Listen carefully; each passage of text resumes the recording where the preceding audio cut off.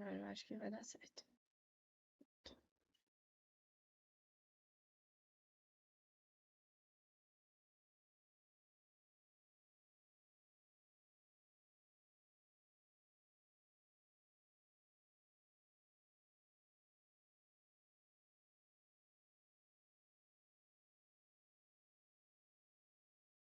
Boa noite, pessoal. Eu vou começar, tá?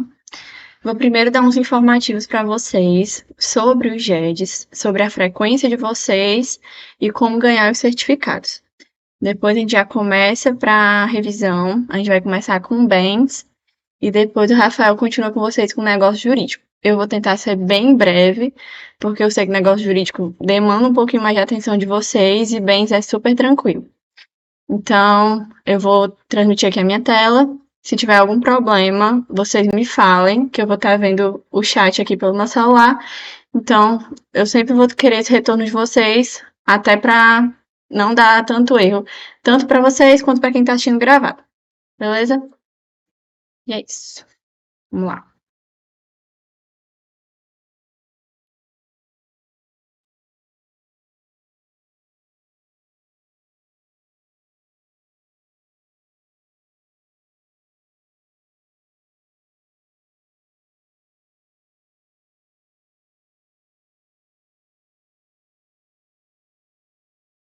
Todo mundo tá vendo?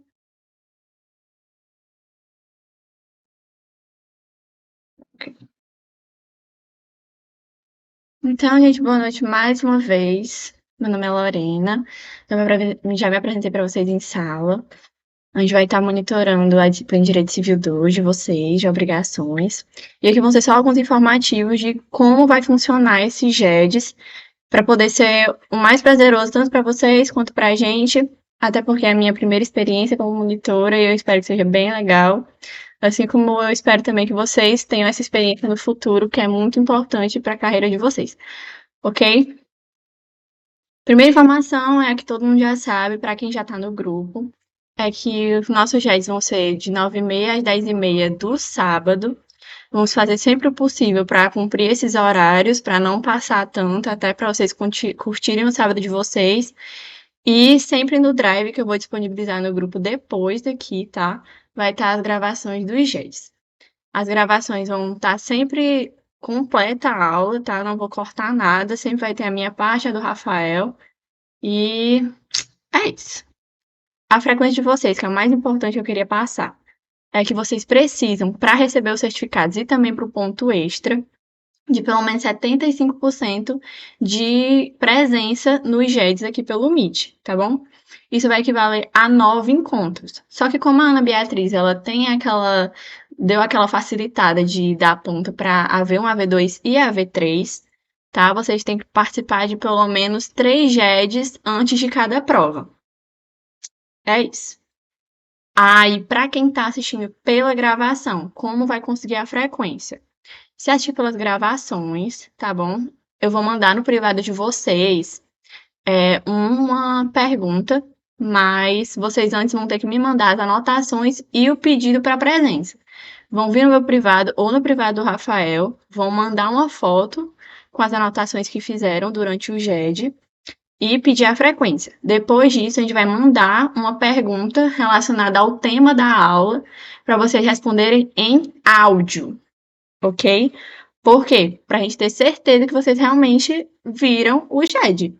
Até porque, como é muito ponto, ó, vou explicar de novo, mas só terminar.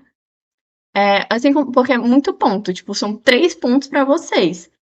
Então, assim, quem veio aqui pelo Meet, tá assistindo pelo Meet, já tem a frequência. Não precisa de mais nada. Agora, se você não puder assistir pelo Meet, for assistir pela gravação, tudo bem. Terminou de assistir, fez alguma anotação, beleza. Terminou, vai no meu privado no WhatsApp ou no privado do Rafael e manda uma foto das suas anotações. As anotações que fez durante o GED. Aí fala, Lorena, assisti pela gravação, Rafael, assisti pela gravação. Pode me dar minha presença? A gente, tudo bem. Mas aí a gente vai te mandar uma pergunta que a gente vai fazer, assim, sobre a aula, só para ter certeza que você pegou o conteúdo e que você assistiu já. E vai ser uma pergunta sempre bem simples, é só para a gente ter essa garantia de que foi assistido. tá bom? Então a gente vai fazer essa pergunta, vocês mandam pra gente um áudio explicando rapidinho e a gente computa a presença de vocês. Até porque é muito fácil ganhar presença pelo gravado, né? E como são muitos pontos, são 3 pontos, a gente tem que ter essa garantia que vocês assistiram o GED para poder computar a presença. A presença vai valer tanto como o ponto extra, quanto para no final do curso vocês receberem o certificado. Esse certificado é realmente só para vocês dizerem que vocês apoiaram a nossa monitoria, tá? E que fizeram alguma atividade além da aula. Vocês vão ganhar esse certificado no final do semestre. Ok? Deu para entender agora? Pode falar.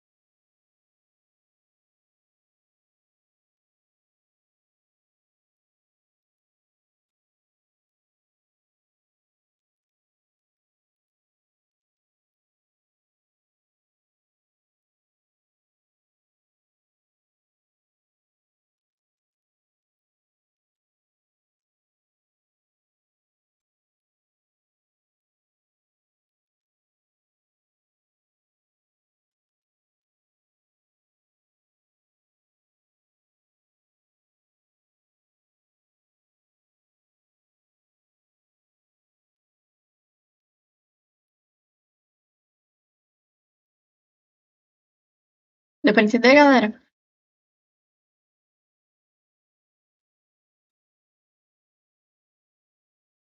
Precisamos desse retorno de respondo. Obrigada. Tá ótimo, então. Aqui os nossos contatos. Falem para quem não está no grupo, para entrarem no grupo, tá? Porque tudo que a gente for recebendo, tanto de grupo de pesquisa, quanto de slide da Ana Beatriz, quanto sobre os GEDs, vai estar tudo por lá, tá bom? Então, se vocês souberem de alguém que ainda não entrou, peçam para entrar. E é isso. Aqui estão os dias das provas de vocês, que eu vou sempre colocar em todo final de slide, para vocês lembrarem e saber dos dias da revisão, porque a gente sempre vai ter uma revisão, uma aula antes de cada prova, tá bom? Ainda não conversei com a Ana Beatriz, mas acredito que essas revisões que a gente vai fazer vão ser presenciais. Beleza? É isso. Vamos começar.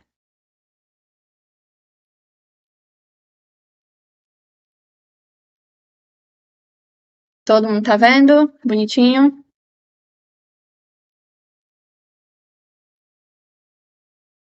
Tá bom, vamos lá. Show. Como eu falei para vocês antes, a gente vai fazer uma revisão básica sobre a parte geral de direito civil, das obrigações, ou da parte geral do Código Civil, perdão.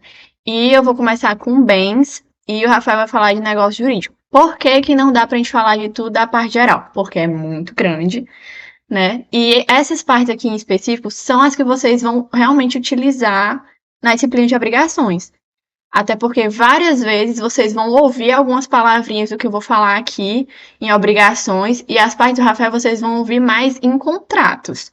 Mas em obrigações também tem várias coisinhas importantes que precisa da revisão do negócio jurídico. Beleza? Então vamos lá.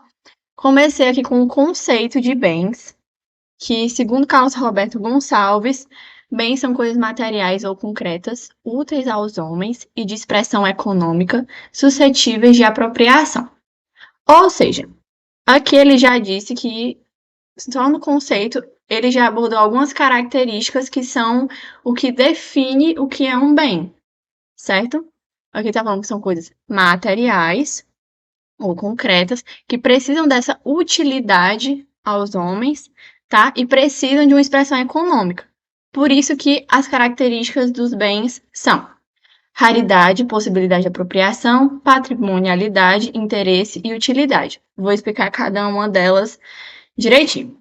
A raridade, ela tem muito essa questão com realmente a limitação e a escassez que esse bem precisa ter.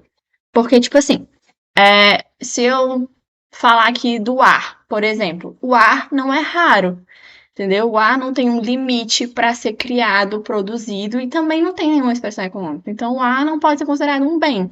Ele não pode ser pegado pelo direito, entendeu? Então, tipo assim, a raridade ela pode ser livre, sabe? Que elas não são econômicas, elas estão em disposições na natureza, como, por exemplo, o ar que eu acabei de falar, ou eles podem ser produzidos, que realmente são os que são relativamente raros, que são os econômicos, que é o que realmente importa para a gente, que eles podem ser produzidos em quantidades limitadas, eles são comercializados. E assim, muitas das vezes, os bens que são livres pela raridade, eles podem estar em abundância na natureza, mas em algum momento o homem pode pegar para ele e transformar em um bem econômico, um bem a ser produzido. Por exemplo, a areia. A gente não pode dizer que a areia é um bem raro porque ela está em abundância pela natureza. Mas, por exemplo, se a gente for fazer uma construção, a gente vai precisar de pegar um pedaço de areia, de terra, que vai ser usado para uma construção. Aí ele passa a ser um bem raro produzido com valor econômico. Entenderam? Possibilidade de apropriação. É disso que eu acabei de falar. É a possibilidade que tem cada homem de se apropriar de algum objeto, de algum bem material, de algum imóvel, móvel, certo? Essa possibilidade de ter caracteriza um bem. Patrimonialidade é a questão econômica de cada bem. Para o direito, os bens precisam ter parte fazer parte de algum patrimônio, precisam ter algum tipo de valor econômico, certo? Interesse. Os humanos precisam se interessar por aquela coisa para querer apropriar, certo? Não importa o que seja, mas se eu não tiver interesse, não precisar disso no meu patrimônio, não tiver nenhum valor econômico para mim, eu não vou ter interesse, então não vai ser interessante para o direito ou para o direito civil, ou para qualquer, enfim, se valer disso. Se não tem interesse, realmente não tem interesse, ninguém precisa saber. E utilidade. Cada bem precisa ser útil para alguma coisa. Os humanos, eles precisam dar utilidade aos objetos, aos móveis, tanto aos imóveis, para que eles deem esse valor econômico para cada coisa, para que eles utilizem no seu dia a dia. É basicamente isso. Alguma dúvida quanto às características, pessoal? Teve alguma que não deu para entender?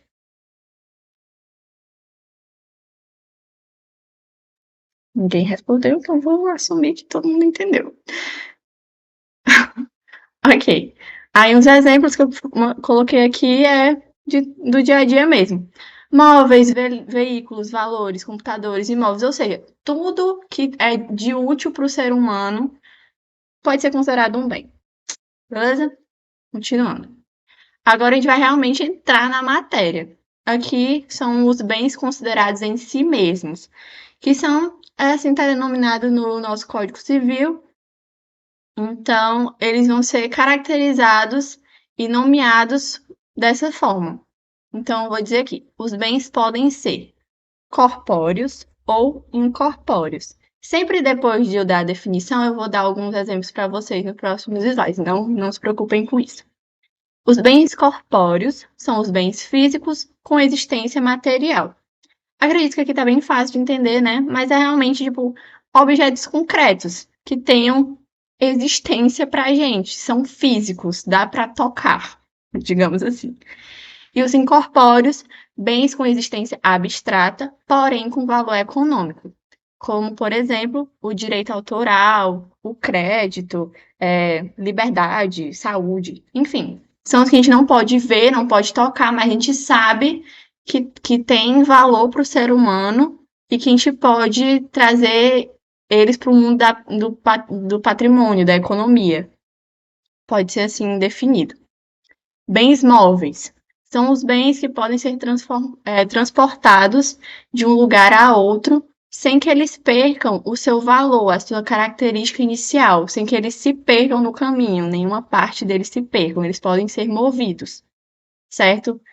Como, por exemplo, sei lá, uma caneta, ela é um bem móvel.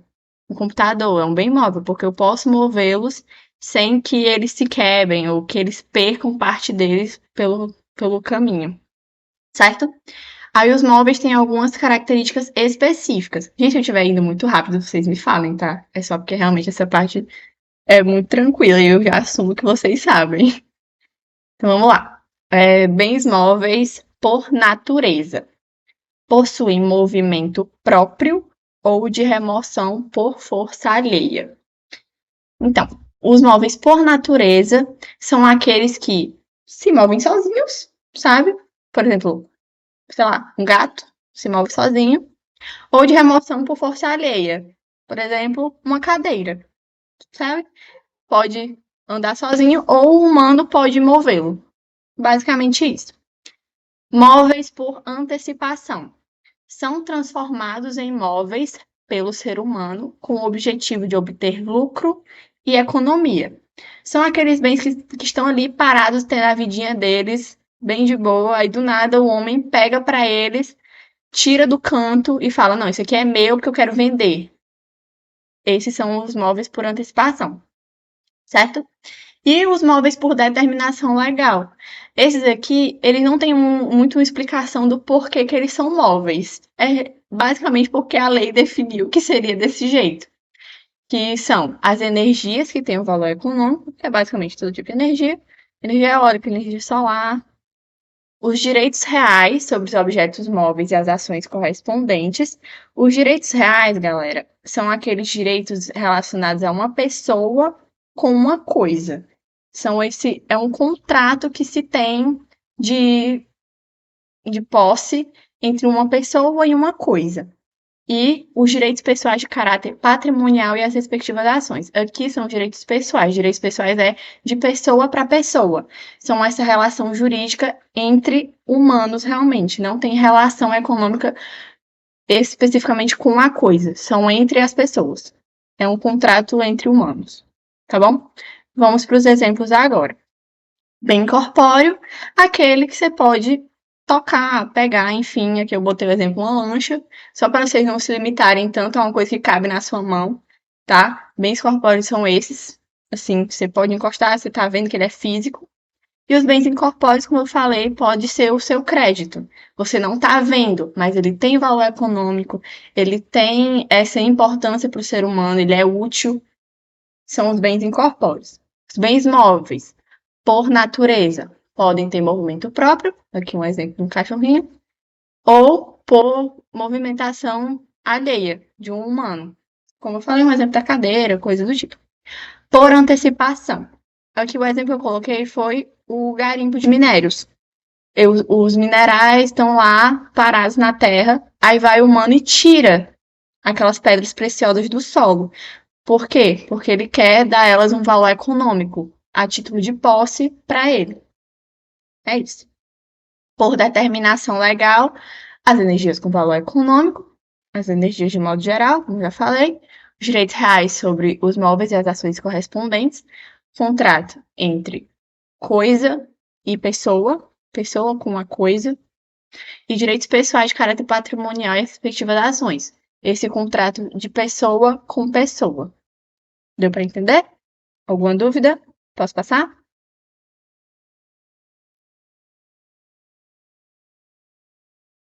Deu, né? Acho que sim. Vamos lá. Continuando dos bens considerados em si mesmo. Os bens podem ser imóveis.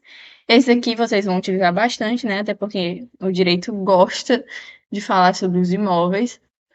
Então, vamos lá. Imóveis. Bens que não podem ser transportados de um lugar para outro sem deterioração, perdão, ou perda.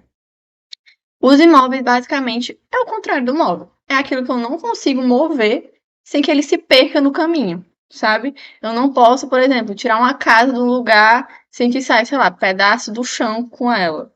Eu não posso tirar uma árvore do lugar sem que saia terra e raiz com ela. Sempre vai ter alguma coisa, tipo, que vai ser perdida no caminho. Tem uma deteriorização do objeto. Tudo bem? Imóveis por natureza. Esses aqui são definidos, não tem conceito. Por natureza são o solo, o subsolo e o espaço aéreo. Essas coisas eu não posso sair movendo, e eles são os imóveis por natureza. São só esses. Imóveis por acessão física. Vamos lá. Acesso natural. Aderência natural sem o trabalho do homem. A gente pode pegar, por exemplo, aqui as dunas das praias. Não teve nenhum homem que foi lá, tipo, não, vou pegar esse monte de areia, vou jogar no vento e vai virar uma duna. Não, é um acesso natural próprio. É a própria natureza que faz o trabalho dela e cria. Agora, o acesso artificial é diferente. É a aderência produzida pelo trabalho do homem. São as construções, as plantações, é algo que o homem pega e só existe porque ele ajudou a, a tornar aquela coisa ali fixa. Tudo bem? E assim como os móveis, tem também os por determinação legal, que são os direitos reais sobre os imóveis agora, que são essa coisa do contrato entre pessoa e objeto, mas agora sobre os imóveis e as ações que os asseguram, e o direito de sucessão aberta. Gente, o direito à sucessão é basicamente direito à herança, tá? Não tem muito que falar sobre.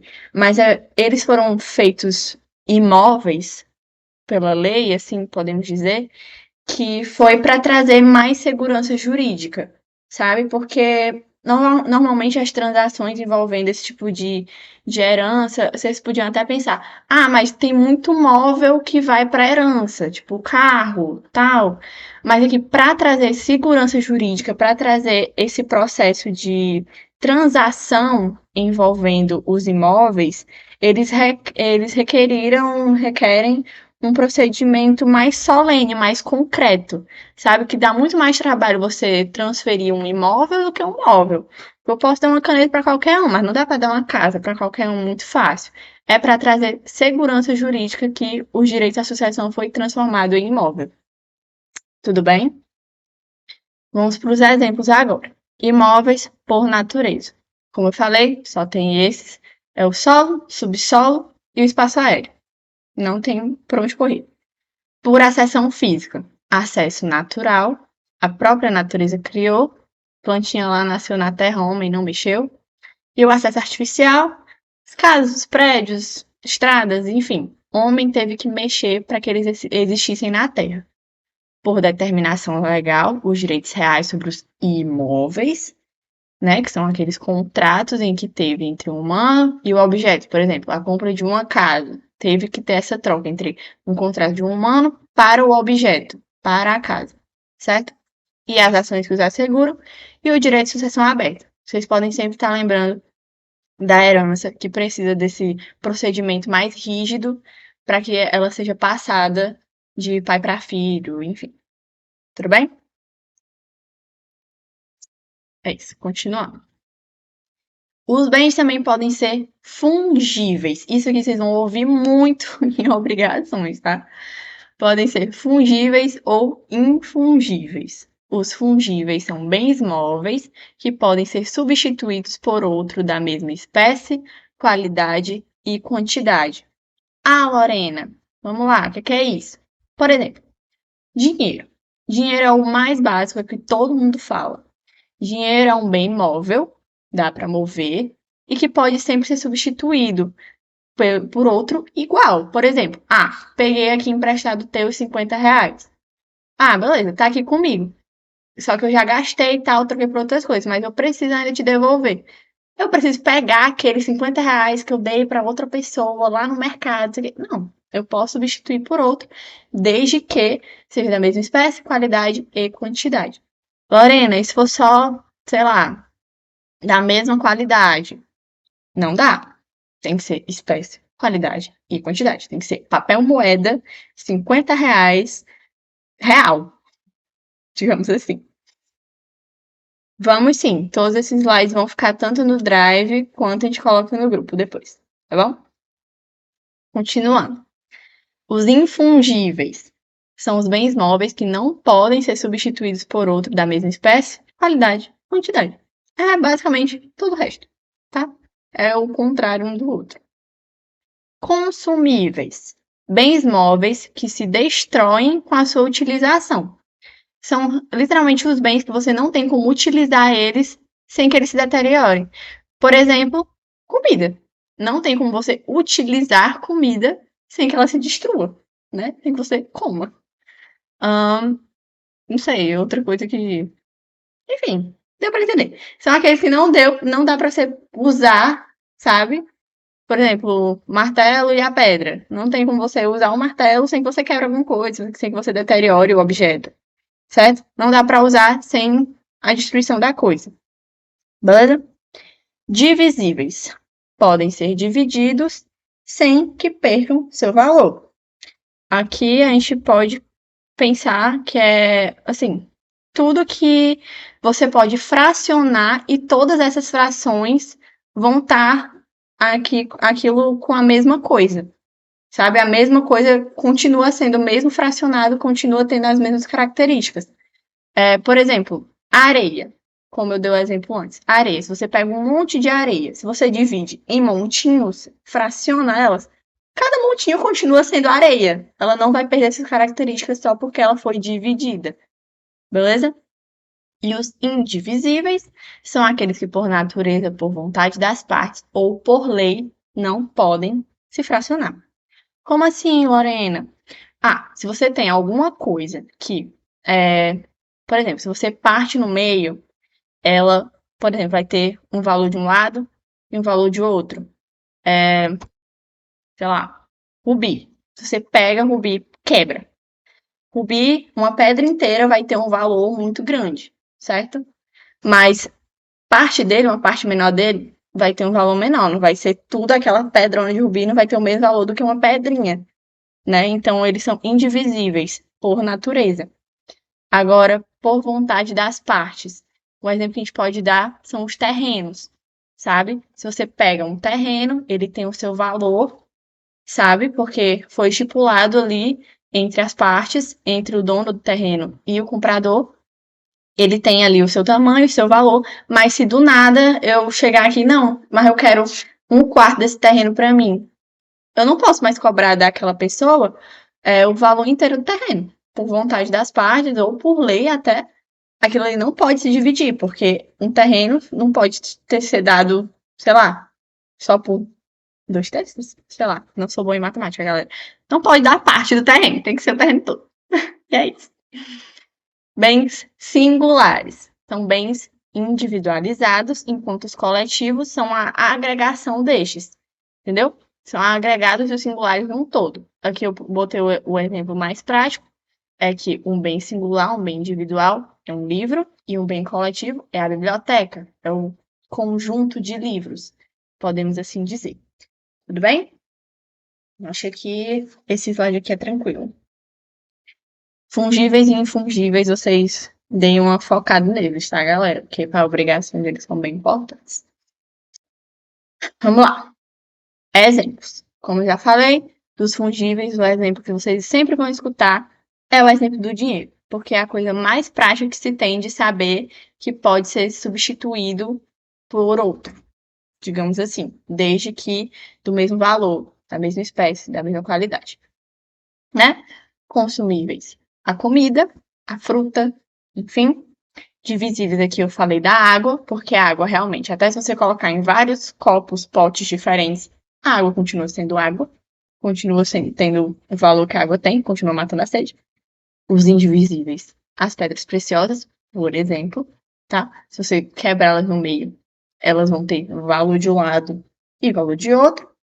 Outra coisa que também pode ser indivisível, galera, é a hipoteca, né? Que é, tipo, você ofereceu um bem como garantia. Você não pode dividir a hipoteca.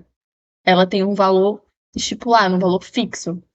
Você não pode negociar, entendeu? Podemos dizer assim. E os singulares e coletivos o singular é um que agrega um todo para ser coletivo. Um livro e a biblioteca. Show?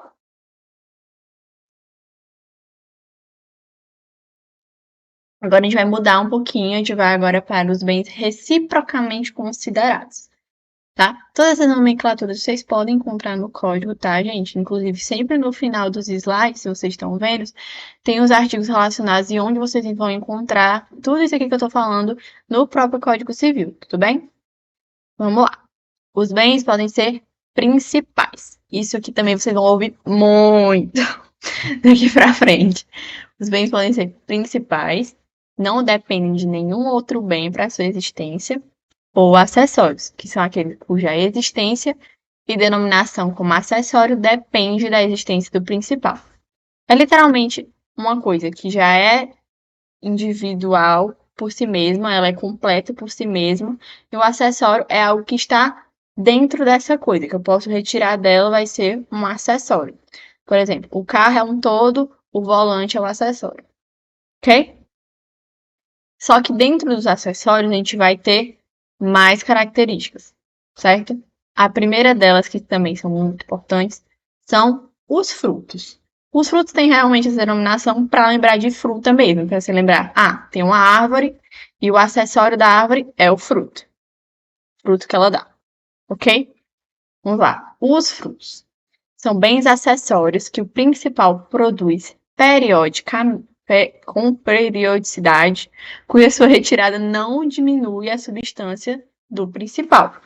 É realmente isso. São aquilo que o principal sempre vai estar produzindo e a um momento você vai poder tirar o fruto, porque sempre ele vai estar produzindo, então você vai poder retirar ele, tipo, com um certo tempo específico, tudo bem? E não vai diminuir do principal, justamente porque o principal vai estar lá bonito, mas como ele vai estar sempre produzindo, não é como se eu estivesse quebrando ele, dividindo. Eu só vou estar tirando uma coisa que ele já vai produzir novamente. Então, eu não tô diminuindo a existência dele, certo?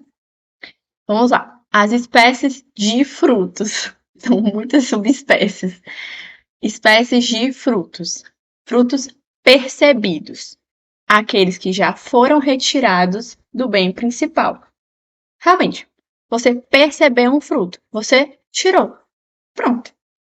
Não era no tempo correto e tal, tava lá ali bonitinho, tira do principal, é um bem percebido. Beleza? Um fruto pendente são aqueles que se encontram ligados à coisa principal e ainda não foram retirados dele. Tá lá o principal, você sabe que ele tem um acessório, você sabe que ele tem um fruto, mas você deixou lá guardadinho para depois. Alguns momentos talvez você tire, ele está pendente, certo? E os percipiendos são aqueles que deveriam ter sido colhidos, mas não foram, perdendo sua valoração. São aqueles que são acessórios, são frutos, você tem conhecimento disso, mas você não pegou ainda. E você perdeu o tempo disso. Aí ele acabou ou estragando, ou se deteriorando, enferrujando, enfim. Não está mais com o mesmo valor que ele era antes. Você perdeu esse tempo de colher, digamos assim. Tá bom? Vamos para os exemplos. Aqui para ficar realmente bem claro para todo mundo. Principal, a árvore. Tá lá, bonitinha. E o acessório é a maçã, é o fruto. Aí os frutos podem ser percebidos, que é só o fruto em si, a maçã em si.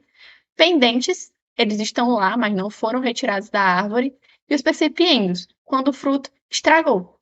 Ele estava lá, estava bonito, dava para ser colhido, dava para ser vendido, mas você passou o tempo, não percebeu, enfim, e ele estragou. Não tem mais o mesmo valor que ele tinha antes. Ok? Alguma dúvida, galera? Me fale se eu estiver indo muito rápido.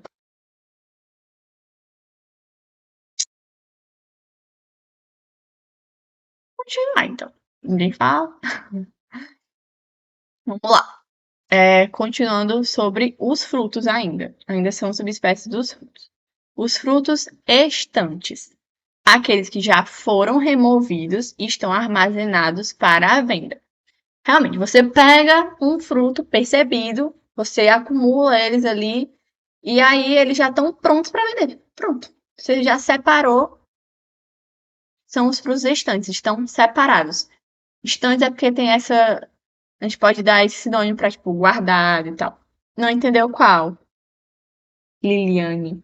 Qual deles? Pode me dizer, por favor? Eu repito.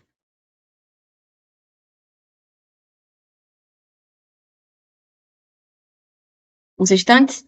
Tá. Os estantes vão voltar pro exemplo da árvore com frutos, pode ser? Tava lá a árvore, aí eu colhi as maçãs, certo? Colhi as maçãs e aí eu separei numa caixa, por exemplo. separei numa caixa e aquilo ali eu já sei que tá separado, guardado, porque eu já posso vender, entendeu? Eu deixei eles na estante, digamos assim, entendeu? Dá para dar essa lembrada. Eles já foram removidos da árvore, eu já guardei para mim, para eu dar um valor econômico para a coisa, e eles estão guardados ainda. Ainda não vendi, mas eles estão guardados com esse objetivo, objetivo de vender. Deu para entender agora?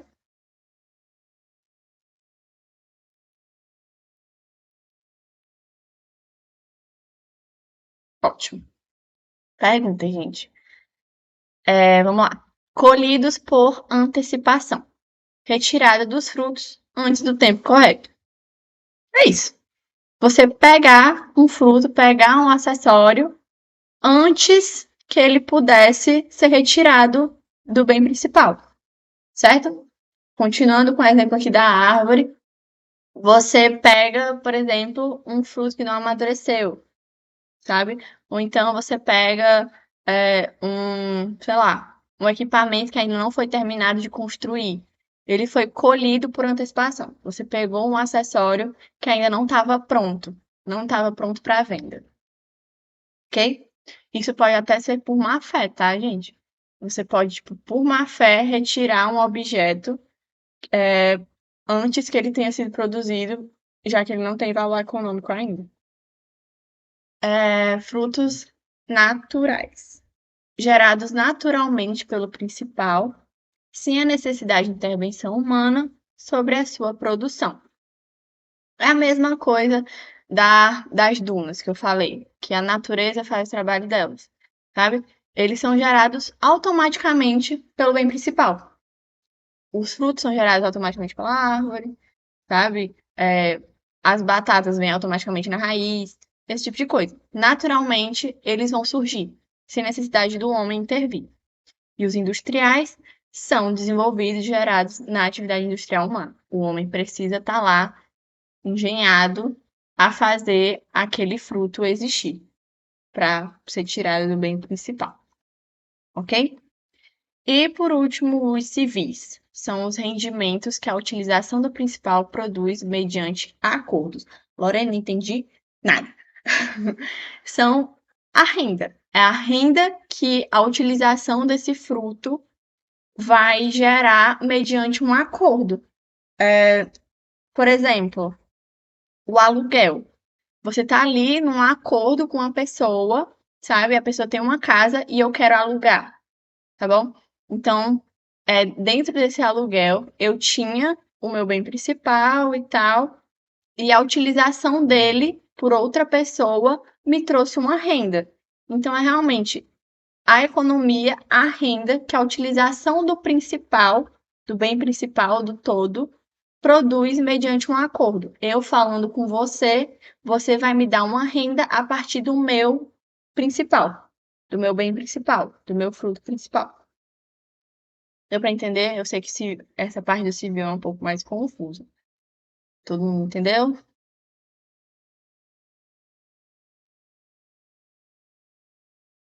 Top. Continua. Frutos, vamos para os exemplos novamente. Frutos estantes são aqueles que estão prontos, já têm o seu valor econômico, só que eles ainda estão guardados, eles ainda não foram vendidos, tá? Mas eles vão ser, eles só estão separados por um tempinho. Colhidos por antecipação são aqueles que não estão prontos ainda, mas já foram tirados do bem principal. Por exemplo, a fruta que não está madura ainda. Aqui no caso, a banana verde.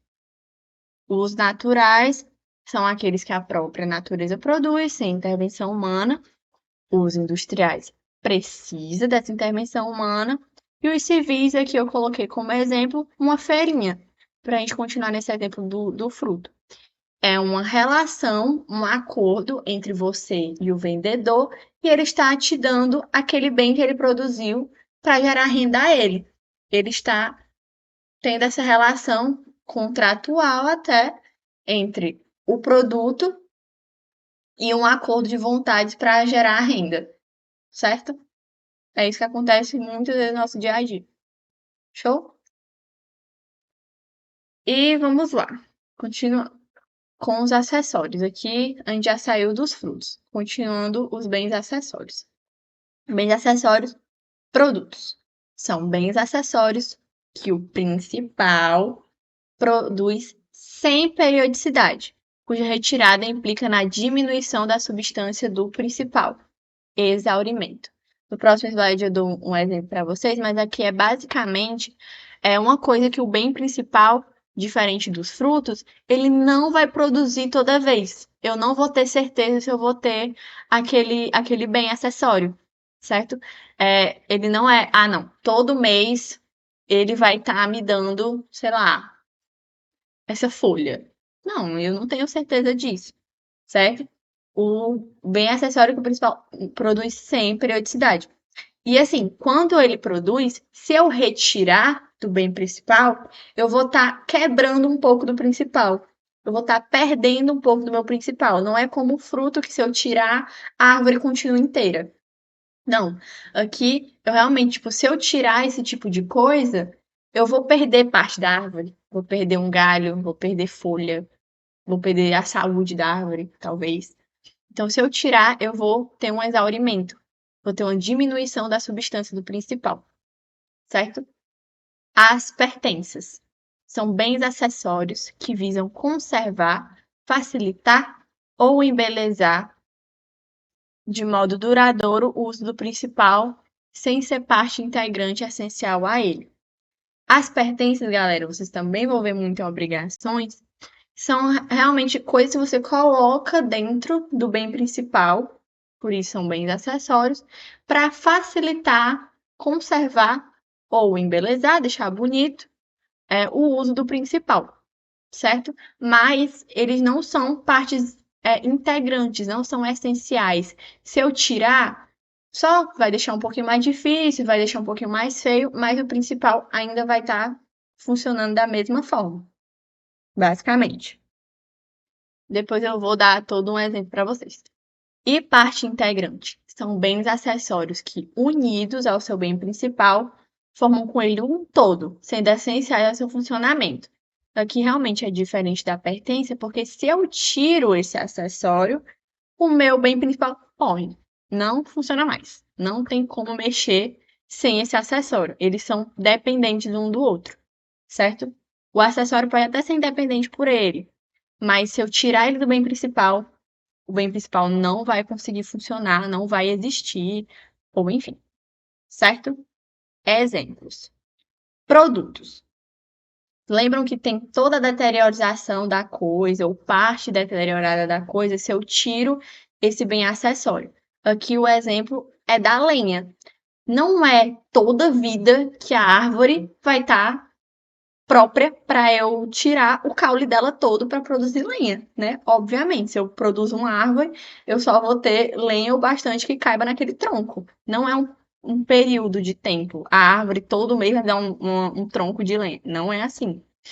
Então, assim, a lenha, se eu tiro da árvore, eu estou perdendo parte da árvore, eu estou deteriorando ela. E aí ela não vai me produzir isso com período. Meu Deus, em certos períodos, certo? Me perdi aqui. As pertenças, elas vão melhorar, embelezar, enfim, o bem principal. Aqui eu coloquei o exemplo do ar-condicionado. O ar-condicionado pode nem deixar bonito, mas ele vai melhorar o bem principal. Se eu tirar aqui do meu quarto meu ar-condicionado, meu quarto não vai deixar de ser meu quarto, mas ele vai ficar quente, sabe? É uma coisa que ajuda o bem principal a ser melhor, ser mais bonito, ser mais útil ao ser humano, certo? E parte integrante é aquele acessório que se eu tiro, ele para de funcionar. O exemplo das pilhas e das baterias.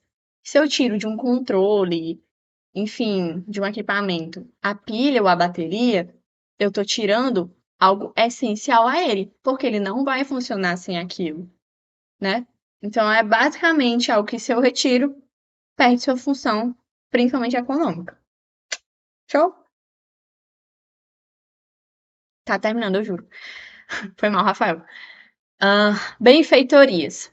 Obra ou serviço. Aqui a gente vai mudar um pouquinho dos tipos de acessório que a gente tinha, que eram Objetos do bem principal. As benfeitorias são obras ou serviços, é trabalho. Trabalho realizado pelo proprietário ou possuidor da estrutura do bem principal, com o propósito de conservá-la, melhorá-la ou embelezá-la, certo? Isso aqui, muito importante também. Se vocês puderem até anotar as benfeitorias, os tipos de benfeitorias vocês vão usar depois. Isso aqui eu digo para vocês com toda a certeza do mundo. Então, vamos lá. As benfeitorias podem ser necessárias. As benfeitorias são um serviço, um trabalho humano feito, as necessárias, né, no caso, feitas para evitar um estrago eminente ou a deterioração do bem principal, sendo essenciais para o seu funcionamento. Por exemplo, estou aqui e aí, do nada, um carro bate na minha parede e quebra a minha parede. Eu não vou ter mais segurança dentro da minha casa se eu tiver um buraco na minha parede. Então, uma benfeitoria necessária para o melhor uso do meu ambiente seria consertar essa parede. Seria uma benfeitoria necessária, um serviço feito, que é consertar a parede, um serviço feito para que o meu ambiente seja essencial e seja útil, né, que ele funcione. Gente, uma coisa importante também é que as benfeitorias necessárias, elas são classificadas dentro do ambiente que são feitas para. Como assim, Lorena? Não entendi nada. Por exemplo, o meu quarto, ele é feito para que eu consiga estar nele em segurança e dormir. Se tiver um buraco na minha parede, vai ser difícil, né? Porque eu não vou estar segura e pode, sei lá, vir qualquer pessoa na rua e entrar nele. Agora, aí você faz uma benfeitoria necessária e conserta a parede. Agora, por exemplo, se eu pego um espaço que ele foi feito para uma festa e não tem, sei lá, a festa queria que tivesse uma balada, por exemplo. E aí tem a quebra do som. Seria uma benfeitoria necessária para aquela festa acontecer, porque ela foi feita para isso, aquele ambiente foi feito para isso. Seria uma benfeitoria necessária eu consertar o som.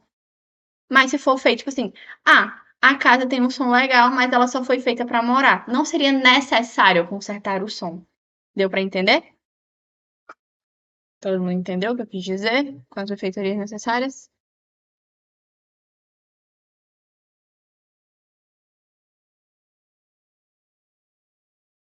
Assumo que sim, passando para frente. Benfeitorias úteis. Obras que aumentam ou facilitam o uso do imóvel, tais como melhorar na segurança do mesmo. As úteis podem até ser um pouco parecidas, mas são aquelas que não são essenciais para utilizar o imóvel, certo? Elas só facilitam, elas tornam mais seguro, tornam mais eficaz. Mas se eu tirar elas, o meu imóvel continua sendo um imóvel. Ele não vai perder essa característica dele.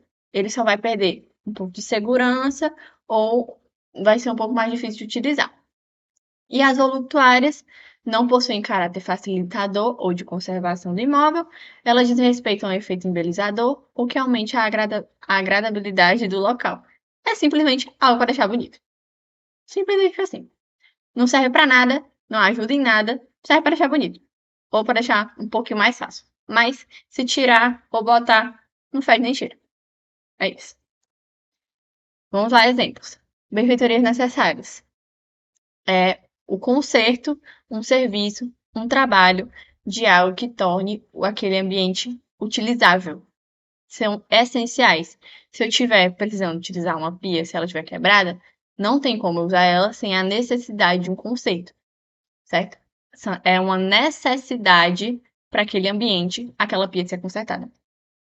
As úteis, por exemplo, as cercas elétricas. Elas são utilizadas para segurança da casa. Mas se eu tirar, a minha casa continua sendo uma casa. Continua tendo muro, tendo porta, tendo parede. Mas elas são algo que facilita, ajuda, dá uma segurança maior ao imóvel. E as voluptuárias é o embelezamento. É um lustre no meu teto que vai só dizer para os outros que eu sou mais rico que os outros. É isso. É só uma forma de embelezar. Não faz diferença para o imóvel, certo? E agora, terminando, eu juro, aqui a gente termina os bens. Dos bens em relação ao titular do domínio, certo? bens particulares. São todos bens diferentes dos bens públicos. Pronto, é isso. Tudo que não é público é particular. Aqui não tem muito o que falar. Agora, os bens públicos, quem são? Porque se não são eles, são particulares. Quem são os bens públicos? Aqueles que são do domínio nacional, pertencentes às pessoas jurídicas de direito público interno. Lorena, não lembro, não sei nada de constitucional. Quem são as pessoas jurídicas de direito público interno? Então, é a União, os estados, os municípios, as autarquias, quem a lei definir, e os territórios, e o Distrito Federal, enfim. Esses são as pessoas jurídicas de direito público interno. Ok? Bens de uso comum do povo são exemplos de bens públicos. Eles têm essas classificações, tá? Bens públicos, bens de uso comum do povo.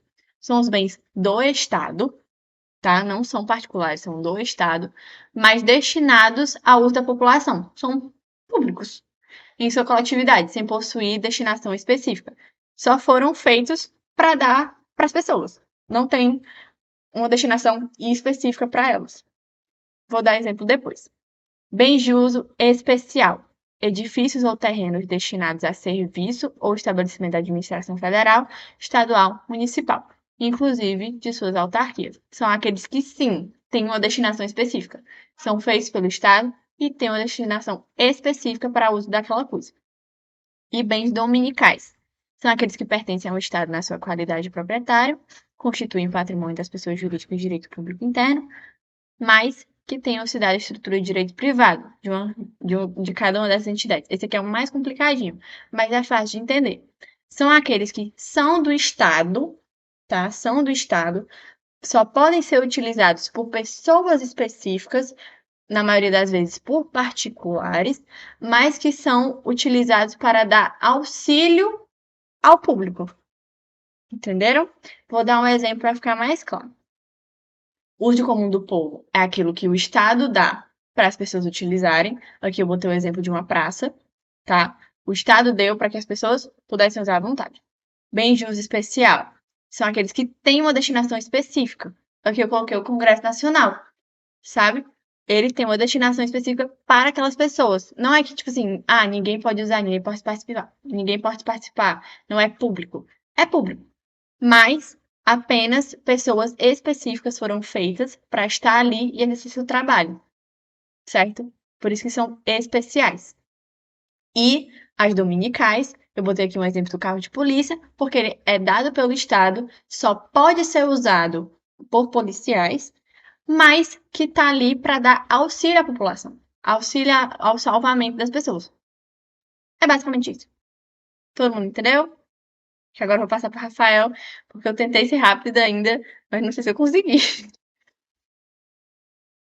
Tudo bem, galera? Enfim, acho que deu. É isso, gente. Obrigada. Eu vou passar a palavra para o Rafael. Só vou pedir um tempinho para vocês para poder eu ajeitar a gravação. Vou parar de transmitir.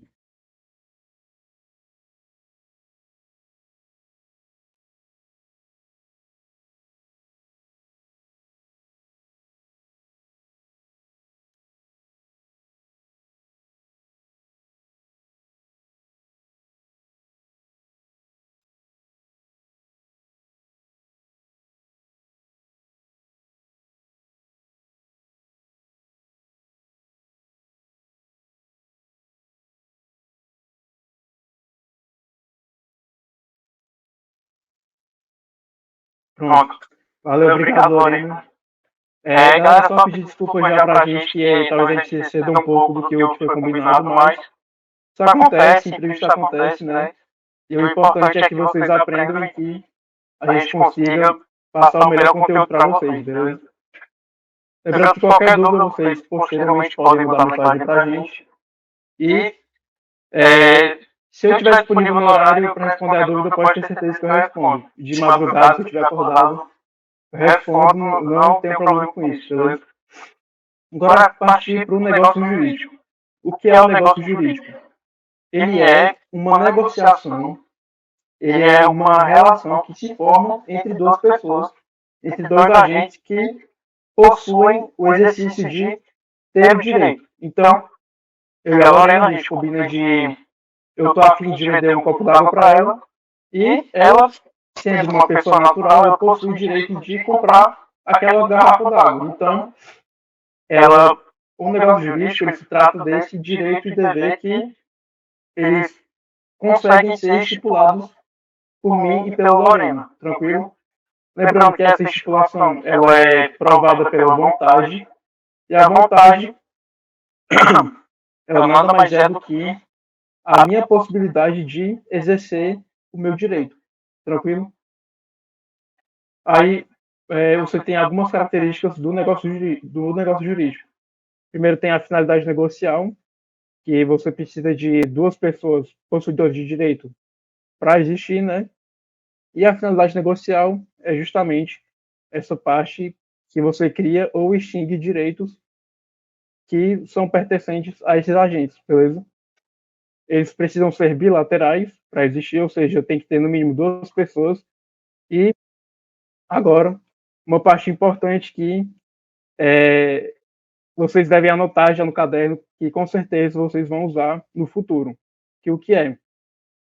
A partir do momento da Constituição de 88, a Constituição Cidadã, ela trouxe algumas normas gerais que definiram diretrizes a serem usadas pelos outros códigos. Ou seja, o Código Penal, você tem que respeitar o devido processo legal. Código Civil, você tem que respeitar os direitos da personalidade humana. Você tem que respeitar a dignidade humana.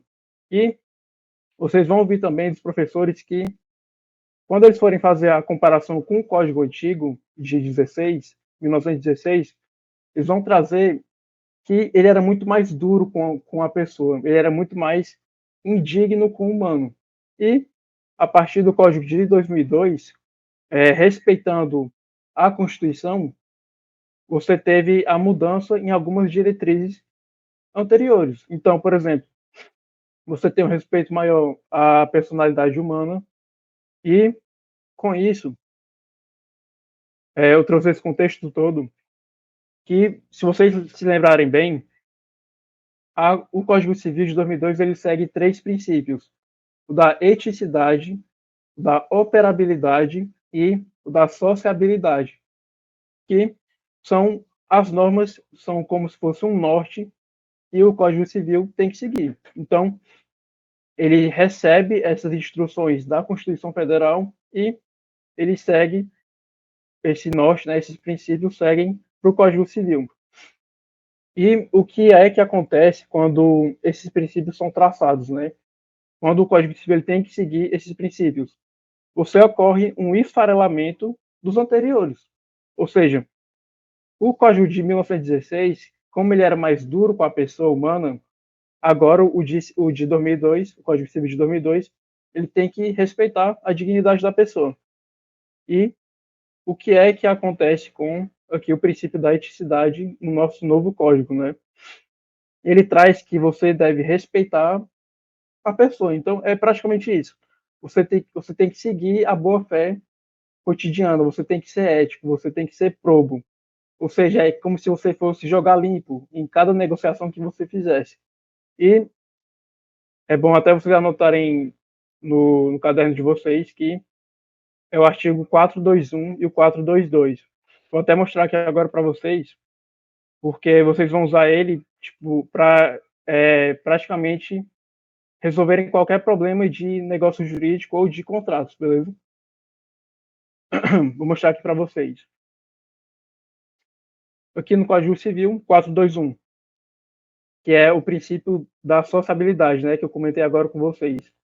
E a sua autonomia da vontade, ela vai só até o lícito, que é respeitando aqui o limite da função social do contrato, beleza? Então, você tem uma diretriz aqui que você recebeu da Constituição Federal, que é a função social do contrato. E você tem aqui, lendo aqui o código, né? Você tem ele constantemente falando da boa-fé. Então, se a gente vê aqui também na parte do negócio jurídico, né? Ele constantemente vai falar da boa-fé. Então, se eu dar uma olhada aqui para baixo, ó, no 103, boa-fé. aqui no parágrafo primeiro, ele fala que dá boa-fé de novo. Então, com essa historinha toda que eu contei, né? Com o que a Constituição Federal trouxe, você tem que seguir certas diretrizes que a Constituição mandou você seguir. Então, constantemente, esses princípios, eles são positivados, você pode encontrar eles no código e não tem muito para onde o agente correr. Se você ferir esses princípios, você vai cometer um ato ilícito, beleza? Então, vocês anotem bem esses dois artigos, o 421 e o 422, que eles falam justamente, principalmente da boa-fé objetiva, o princípio da boa-fé, e o 421 fala da função social do contrato, beleza? Voltar aqui para o slide. Deu para entender vocês? Essa parte é mais... Eu tive que contar essa historinha justamente para trazer um embasamento melhor nesses artigos. Aí vocês dão um feedback aí no chat, por gentileza.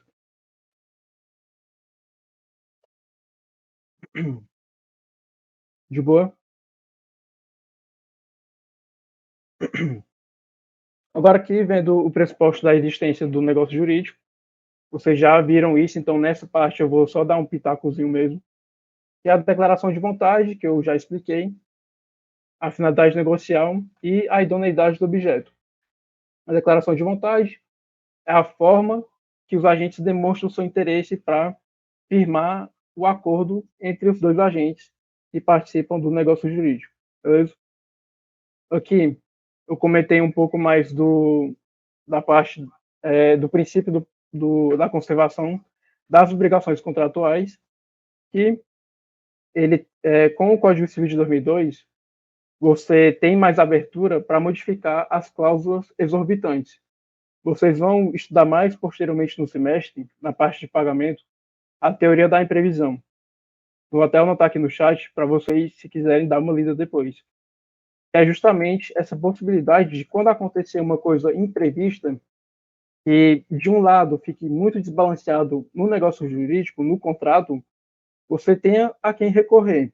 Então, a teoria da imprevisão, ela vai justamente falar sobre isso, que é a possibilidade de eu modificar esse desbalanceamento que está ocorrendo no contrato. Então, ele está no 422, beleza? Vocês anotem. Se vocês quiserem, bota debaixo da cama para quando vocês acordarem, vocês verem esses princípios, porque eles praticamente vão resolver qualquer coisa de contrato, de descumprimento de contrato, de cometimento de ato ilícito. Então, vocês decorem esses dois princípios, beleza? É. Agora aqui só falando um pouco do tipo de declaração de vontade, né? Você tem a expressa, a tácita e a presumida. Essa parte eu vou dar uma passada, porque justamente, como a gente já está excedendo o tempo, eu vou falar só o que é mais importante, tranquilo? Aqui os requisitos de validade, eles são previstos aqui no artigo 104 do Código Civil, que é o agente capaz, o objeto ser lícito e a forma prescrita em lei, que para você tornar o negócio jurídico válido, ele seguir um certo rito, né? Você tem que seguir um certo formalismo para que ele seja válido.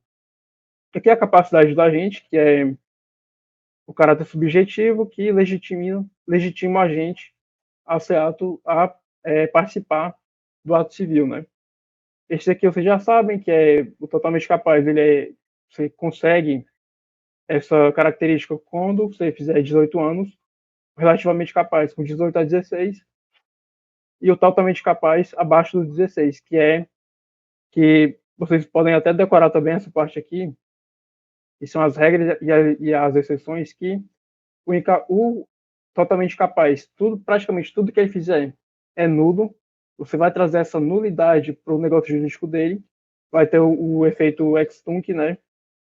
Ele retroage desde o início do negócio jurídico, e a incapacidade relativa, o negócio jurídico ele é anulável, tem efeito ex-nunc, que você vai produzir efeitos do negócio jurídico até a declaração de anulabilidade que o juiz vai dar. Tranquilo?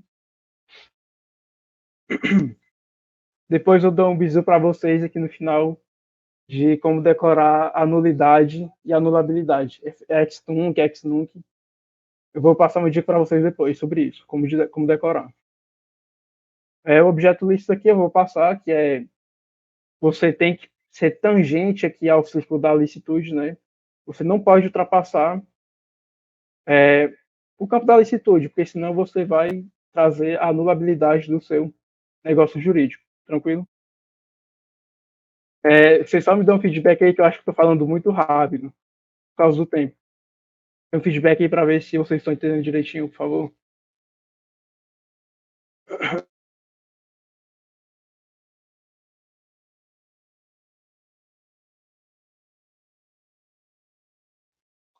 Beleza, beleza.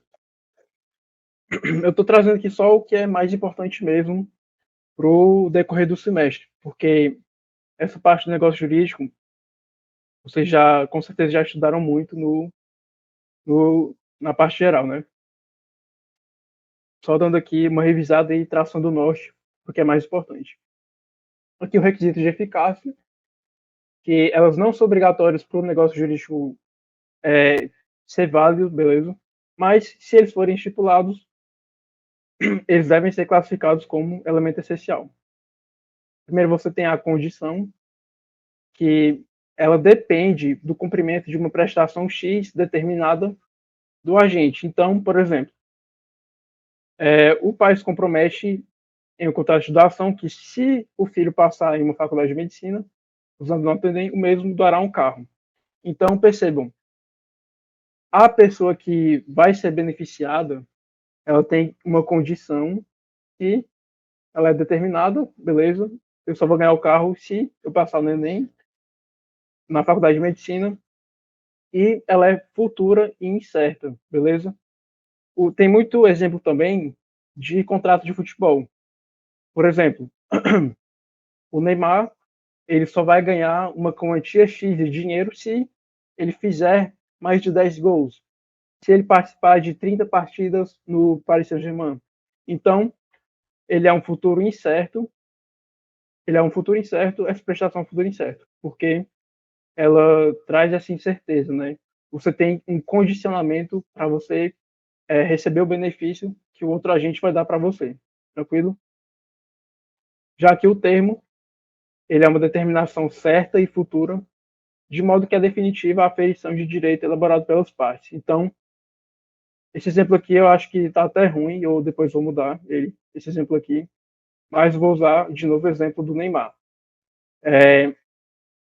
Tá lá o diretor que contratou o Neymar, ele vai e fala: ó, Neymar, quando o campeonato francês acabar, tu vai ganhar uma certa quantidade de dinheiro.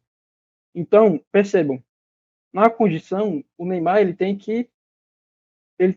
é condicionado a uma coisa incerta, que é participar de tantos jogos, mas no termo, essa é uma coisa certa já. O campeonato vai acabar. Quando o campeonato acabar, você vai ganhar uma quantidade X de dinheiro, beleza? Agora que no encargo, ele se trata de uma obrigação que a parte beneficiadora do negócio jurídico ele deve cumprir. Ele se diferencia justamente nessa parte de dever cumprir. Aqui o exemplo que eu dei, a União se compromete a doar respiradores ao Estado do Ceará, desde que o mesmo construa um hospital e, após ser construído, ser dado o nome do presidente da República. Então, vocês percebem que aqui você determina uma obrigação de fazer e a outra parte deve seguir. Tranquilo? Aqui na parte dos defeitos, eu só trazer uma exposição mesmo do que eles são, do que são os defeitos, né? Vocês podem encontrar lá no código. Eu não vou explicar cada um deles aqui porque não é tão importante, beleza? Agora aqui falando da invalidade do negócio jurídico. Aqui na parte dos defeitos, esse rol de defeitos aqui, esses 6, eles trazem a anulabilidade, ou seja, você tem o efeito ex-tunc, que não, aqui falei errado. Aqui os defeitos eles vão trazer a invalidade e anulabilidade que você tem o efeito ex nunc mesmo, ex nunc, que você, até um certo ponto, até a declaração do juiz, você vai trazer efeitos para o seu negócio jurídico, tranquilo? Aqui a invalidade acontece quando os efeitos desejados do negócio jurídico não são alcançados. Aí aqui o efeito de... Eu vou passar a dica agora para vocês. Ela é bem estúpida, ela é bem idiota, é bem ridícula, mas o bom é assim mesmo. O bom é o que você aprende. Ó, é o seguinte.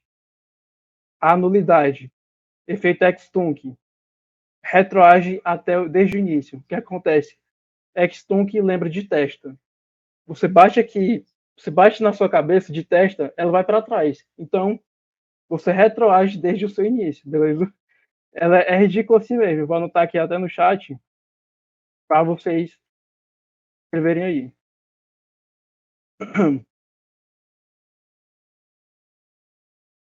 Pronto. Aí agora o, o ex-nunc, que é o da anulabilidade.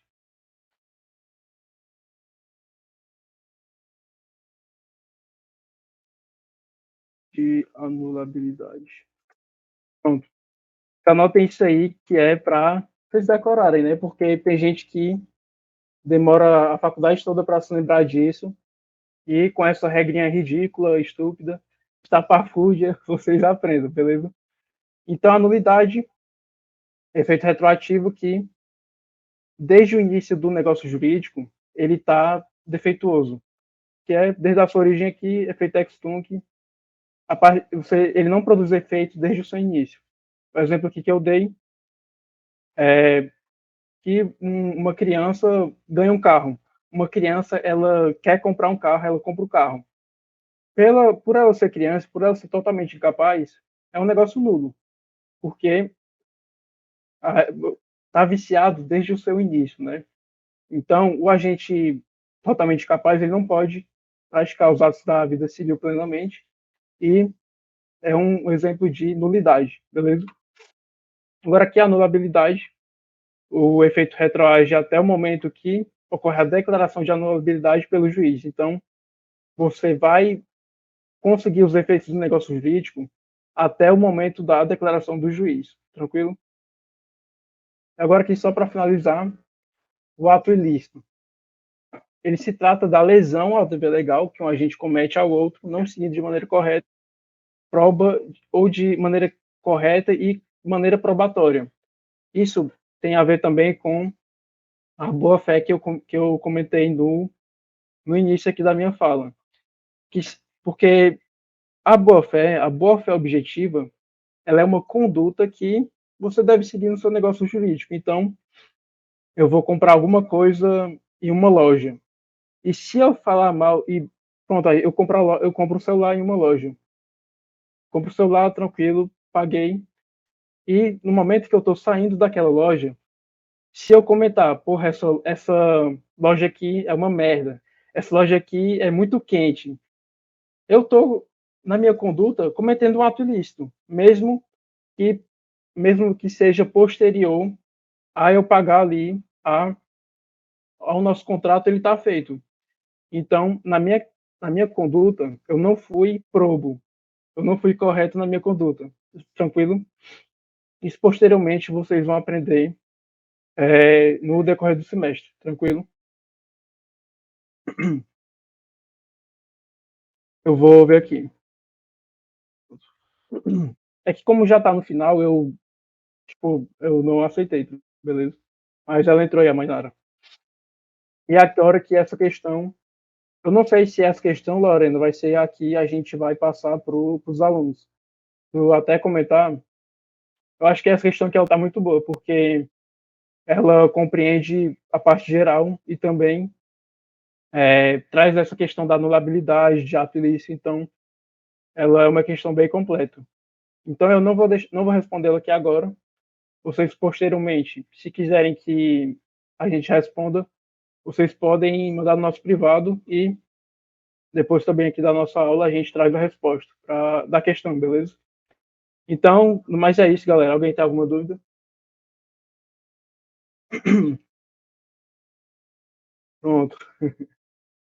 É porque eu não queria trazer a resposta agora, porque a gente vai ver ainda se a galera responder essa questão ganha a presença, né, ô Lorena? Beleza?